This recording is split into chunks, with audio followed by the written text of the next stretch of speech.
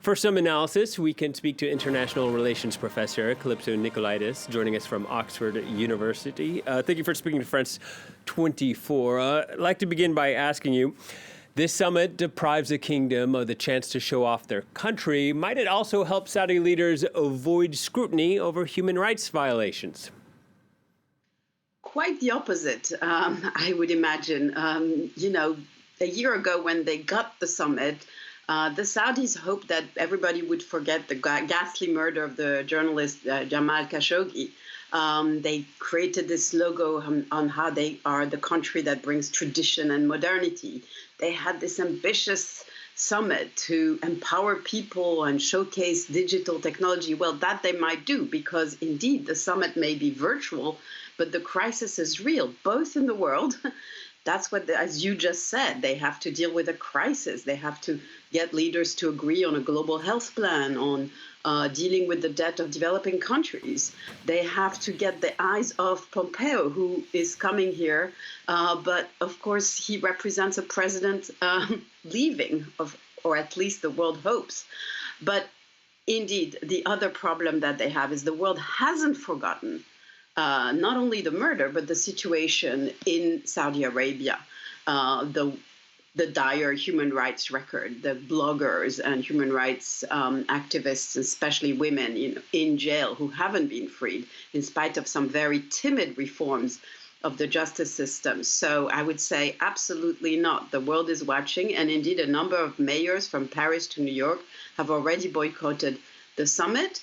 And a lot of publicity and light will be shown on the situation in Saudi Arabia itself. But what good is any of that if none of the leaders attending this virtual summit don't pressure the kingdom itself? Absolutely. This is what we're all wondering. And indeed, of course, we know what diplomacy is. There are many leaders who decide and calculate that engagement is better than condemnation, that we need to keep on pressuring the Saudis informally, behind the limelight, and that is the best way to move things forward. I have my doubts because it hasn't worked, even in the lead up to the summit, which was kind of partly supposedly the strategy, but we haven't seen any big freeing up of campaigners in jail or big movements, although, of course, a year ago, women suddenly were allowed to drive. But the women who were campaigning for that right are still in prison. So you wonder, what is this informal diplomacy really doing for us? Let's move on. The global economy has begun to recover, but that recovery is uneven now. Earlier this year, the G20 nations agreed to delay debt payments by some of the world's poorest countries, and there have been growing calls to extend that moratorium. What would you like to see done on this front? Well, if it was up to me, there would be a very extensive moratorium.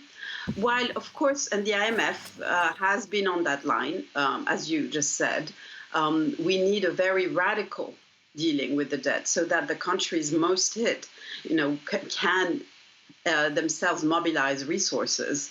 It's not as though the global south is on a health front more hit than the north, the more advanced countries, for various reasons which we could analyze. But of course, the economic impact is magnified because they have much less cushion. So yes, we need some radical, global New Deal so that the world together can deal with what really matters, which is, of course, climate change and the transition to a sustainable economy. You can't do this with a huge debt hanging over your head. But at the same time, we have to make sure that the monies released once the debt is erased do not go to corrupt leaders or bad causes. Professor, I hate to put you in the hot seat, but I'm going to do it. This summit is a first since the pandemic, as we've been discussing, and as you also mentioned, it's the last of Donald Trump's presidency. So given this context, make a prediction. Do you expect any significant communique from the G20 leaders?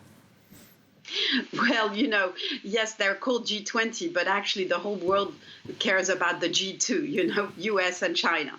And so, indeed, right now we have this very strange situation where the bigger actor in this G20 is actually sitting back at home, Joe Biden, waiting for some sign. So there might be a sign, but I'm not holding my breath.